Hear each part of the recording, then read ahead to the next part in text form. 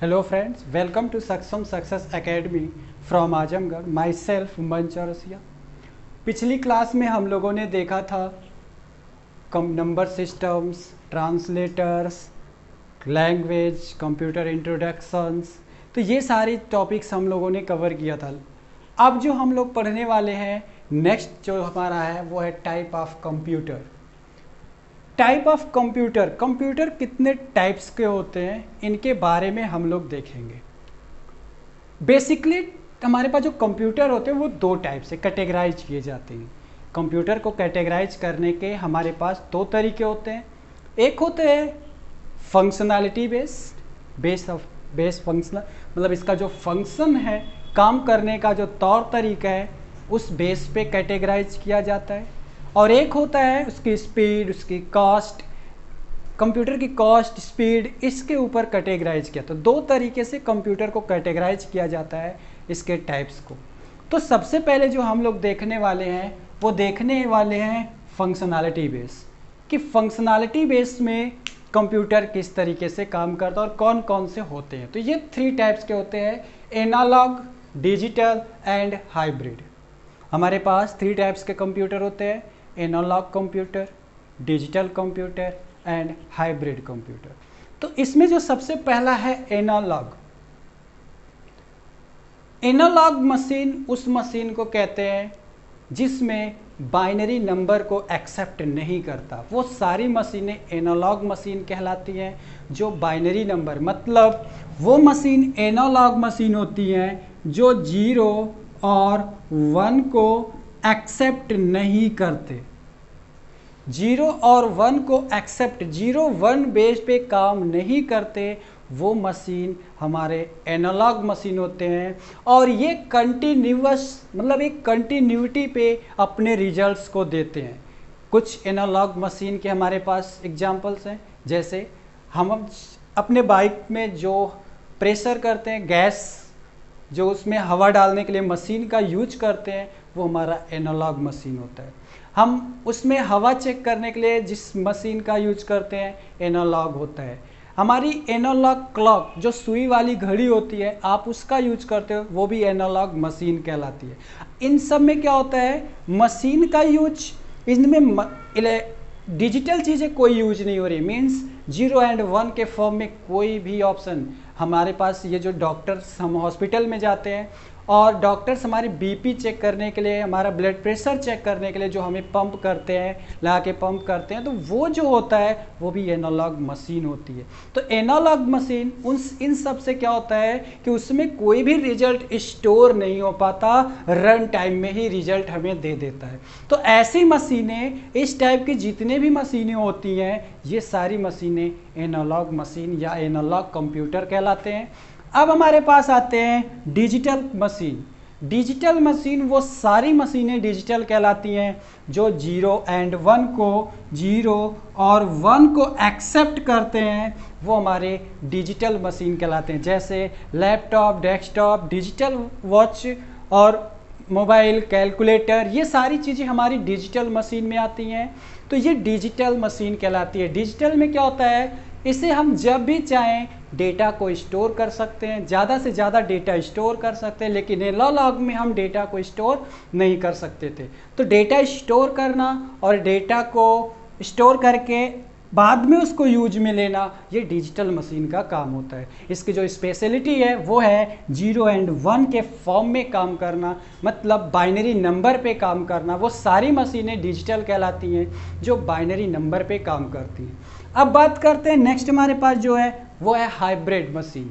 Hybrid machine वो machine कहलाती हैं जो एनालॉग और डिजिटल दोनों के कॉम्बिनेशन से बनी हुई मशीन होती हैं, वो एनालॉग मशीन कहलाती हैं। जैसे हम पेट्रोल पंप पे जाते हैं तो पेट्रोल पंप से जिस पाइप से पेट्रोल आता है वो हमारा एनालॉग होता है, और जिससे हम एंट्री करते हैं वो डिजिटल होता है। तो इन दोनों के कॉम्बिनेशन से जो हमारा एक रिजल्ट आता है वो हमारी डिजिटल मशीन कहलाती है। तो ऐसी चीज़ें डिजिटल होती है। और आपने हॉस्पिटल में भी देखा होगा, जब कोई इमरजेंसी वार्ड में जाता है तो उसके हाथ में एक पिन लगा दी जाती है और बोर्ड पे आप देखते हो, तो उसके पिन से क्या होता है, उसकी बीपी को चेक करता रहता है और उसकी लाइन जो दिखती है मॉनिटर पे वो डिजिटली होता है। तो इन दोनों के कॉम्बिनेशन से जो हम डिस्प्ले करते हैं तो वो हाइब्रिड मशीन कहलाती है। तो ज़्यादातर, ठीक है, तो यहाँ पे जो हमारे पास, जैसे कि अभी हमने एग्जांपल दिया था पेट्रोल पंप का, तो जो हमारे पास पेट्रोल की पाइप होती है वो एनालॉग, और जो एंट्री करने के लिए मशीन लगी होती है वो डिजिटल होती है। तो दोनों के कॉम्बिनेशन से जो एक प्रॉपर मशीन बनती है वो हमारा हाइब्रिड मशीन कहलाती है। ठीक है, तो इस तरीके से हॉस्पिटल में जैसे स्कैनर और मतलब बहुत सी जो मशीनें हैं, आज बड़ी बड़ी मशीनें हॉस्पिटल्स में यूज की जाती हैं, वो एनालॉग और डिजिटल के कॉम्बिनेशन से बनी हुई हैं, जो हाइब्रिड मशीन होती हैं। इस तरीके से वो सारी मशीनें हमारे हाइब्रिड मशीन कहलाती हैं या हाइब्रिड कंप्यूटर कहलाते हैं।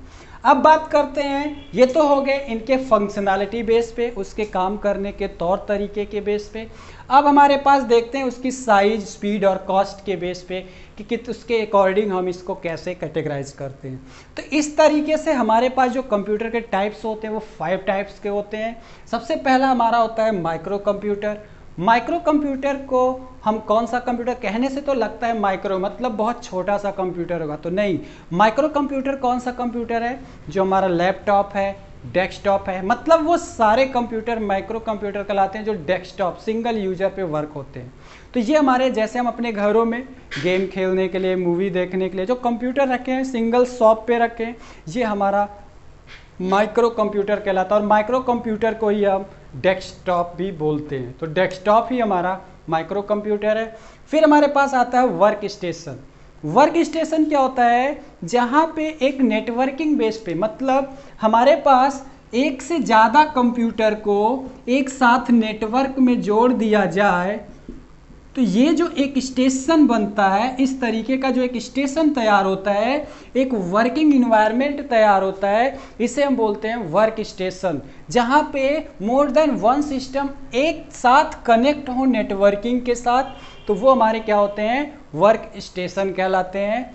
अब बात करते हैं मिनी कंप्यूटर। मिनी कंप्यूटर कौन सा होता है, मिनी कंप्यूटर का क्या काम है, तो चलिए देखते हैं।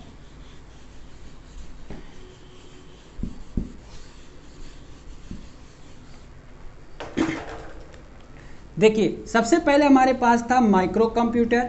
माइक्रो कंप्यूटर मीन्स होता है सिंगल कंप्यूटर, एक डेस्कटॉप, एक हमारा डेस्कटॉप ही हमारा माइक्रो कंप्यूटर कहलाता है। लेकिन जब हमारे पास कई सारे माइक्रो कंप्यूटर को जोड़ के एक वर्क स्टेशन क्रिएट करते हैं, मतलब एक वर्क स्टेशन क्रिएट हो जाता है, जब हमारे पास कई सारे पीसी बन जाते हैं, कई सारे पीसी को जोड़ के एक वर्क इन्वायरमेंट तैयार करते हैं, तो ये हमारा वर्क स्टेशन कहलाने लगता है, जब हम मोर देन वन सिस्टम को कनेक्ट करके एक साथ यूज करते हैं। ठीक है, तो ये हमारा वर्क स्टेशन। अब बात करते हैं मिनी कंप्यूटर की। मिनी कंप्यूटर क्या होता है, मिनी कंप्यूटर में जब ढेर सारे वर्क स्टेशन, मतलब अप्रॉक्सीमेटली मान के चलिए आप 200 से आप किसके इसके बीच में 200 या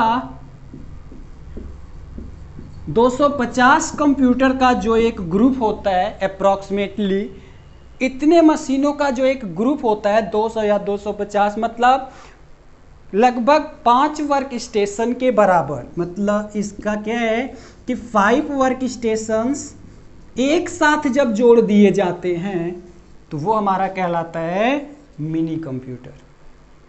मिनी कंप्यूटर क्या है, एक मशीन है जो इतने सारे कंप्यूटरों को ऑपरेट करता है। जैसे एग्जाम्पल में मैं आपको बता दूं, जैसे किसी इंजीनियरिंग कॉलेज में जाते हैं हम, तो वहाँ पे एक क्लासरूम का जो लैब होता है, first year, second year, third year, तो ये जो first year, second year, third year, इस तरीके से फोर्थ ईयर, ये जो अलग अलग क्लास हैं, एक एक क्लास एक वर्क स्टेशन है। और वो जो फोर्थ ईयर, मतलब first year, second year, third year और फोर्थ ईयर, इन चारों का जो एक ग्रुप है, वो हमारा एक जो मशीन उसे कंट्रोल कर रही है, वो एक हमारा मिनी कंप्यूटर कहलाता है। उस मिनी कंप्यूटर के अकॉर्डिंग ही हम पूरे एक जो हमारे पास एक ट्रेड है, लाइक सिविल हुआ, कंप्यूटर साइंस हुआ, मतलब जिसका भी फर्स्ट ईयर सेकेंड ईयर का एक ग्रुप मेंटेन होता है, उसी को हम कहते हैं मिनी कंप्यूटर। वही हमारा मिनी कंप्यूटर होता है। अब किसी कॉलेज पे जब हम लोग आए तो एक मिनी कंप्यूटर क्या हो गया, more than one work station mini computer, लेकिन एक मेन फ्रेम। अब बात करते हैं मेन फ्रेम की। मेन फ्रेम क्या है? पूरे कॉलेज का जो नेटवर्क होता है। जैसे किसी भी इंजीनियरिंग कॉलेज में सिर्फ एक ही ट्रेड नहीं होता, वहाँ पे बीएससी चल रहा है, एमएससी चल रहा है, बीसीए चल रहा है, एमसीए चल रहा है, बीटेक चल रहा है, अलग अलग कोर्सेज चल रहे हैं। तो उन सारे कोर्सेज, मतलब एक कोर्स मीन्स एक mini computer. First year second year सारे मिलके एक मिनी कंप्यूटर बनाए। उन मिनी कंप्यूटर्स को जोड़ के जो पूरे कॉलेज का नेटवर्क बनता है वो नेटवर्क कहलाता है मेन फ्रेम। आपको एक फॉर एग्जांपल से बता दें, बैंक में आप जाते हो, कहते हो हेड ब्रांच चले जाओ, मेन ब्रांच चले जाओ। मेन ब्रांच मीन्स क्या है कि उसकी छोटी छोटी शाखाएं हैं, पूरे सिटी में उसकी एक एक ब्रांच होती है जो एक वर्क स्टेशन होती हैं, उनका एक हेड ब्रांच होता है, मतलब उनका एक सर्वर होता है। वो सर्वर हमारा कौन होता है? मेन फ्रेम होता है। तो वो मेन फ्रेम पे काम करता है, तो वो मेन फ्रेम से जुड़े होते हैं, वो लिंक होते हैं मेन फ्रेम से। अब बात करते हैं सुपर कंप्यूटर की। तो सुपर कंप्यूटर क्या है? एक सिंपल ऐसा कंप्यूटर जिसके पास मल्टीपल प्रोसेसर्स लगे हो। मल्टीपल प्रोसेसर्स मीन्स कई सारे सीपीयू जुड़े हो। कई सारे सीपीयू मीन्स कि उसकी पावर को बढ़ाने के लिए, सिंपल एक कंप्यूटर को चलाने के लिए हम सिंगल प्रोसेसर का यूज करते हैं, लेकिन सुपर कंप्यूटर के लिए क्या होता है? एक ढेर सारे सीपीयू को हम यूज करते हैं, ढेर सारे प्रोसेसर। क्यों? क्योंकि उसकी पावर जो है हैवी हो, उसकी पावर को बढ़ाने के लिए, उसकी क्षमता को बढ़ाने के लिए वो सुपर कंप्यूटर पे वर्क करता है। तो सुपर कंप्यूटर एक ऐसा है, जैसे नॉर्मल में हम क्या करते हैं, सुपर कंप्यूटर की खास बात क्या होती है? अगर एक सिंपल कंप्यूटर लेते हैं तो वो पॉइंट जो हमारे पास, हम कोई भी वैल्यू अगर पॉइंट में लिखते हैं, लाइक जैसे हमने लिखा 2.333, इस तरह से लिखते चले जाए, तो जो सिंपल कंप्यूटर होता है उसकी जो ये कैपेसिटी है, बस इसकी कैपेसिटी होती है किसी में 32 बिट तक जाएगी, या फिर अगर वो 64 बिट का है तो सिर्फ 64 डिजिट तक ही ये ले जाएगी। ये कंप्यूटर हमारे ऑपरेटिंग सिस्टम की, जो ऑपरेटिंग सिस्टम की कैपेसिटी होती है एक नॉर्मल कंप्यूटर की, वो 32 बिट या 64 बिट होती है। लेकिन जो हमारे पास सुपर कंप्यूटर होते हैं इसकी कोई लिमिट नहीं होती है। वो अगर इसके दशमलव की पॉइंट जो है, पॉइंट वाली वैल्यू, वो अगर मिलियंस में भी जाती है, बिलियंस में भी पॉइंट में जाती है, तो वो वहां तक भी कैलकुलेट करता है। इसलिए इसकी पावर सबसे हैवी मानी जाती है। इसीलिए हम क्या करते हैं, आज मार्स पे, चांद पे पहुंचते हैं। क्यों? क्योंकि ये पॉइंट की वैल्यू को बिल्कुल ही क्वांटम संख्या को ये ऑपरेट करता है, कैलकुलेट करता है। तो इस तरीके से ये हमारे पास सुपर कंप्यूटर का वर्किंग प्रोसेस है। तो ये थे हमारे पास टाइप ऑफ कंप्यूटर, कितने टाइप के कंप्यूटर होते हैं। अगर आपको ये वीडियो अच्छी लगी हो तो आप सब्सक्राइब करिए, शेयर करिए, और कमेंट बॉक्स में अगर कोई भी टॉपिक आपको समझ में नहीं आती तो कमेंट बॉक्स में कमेंट करिए। ठीक है, थैंक यू।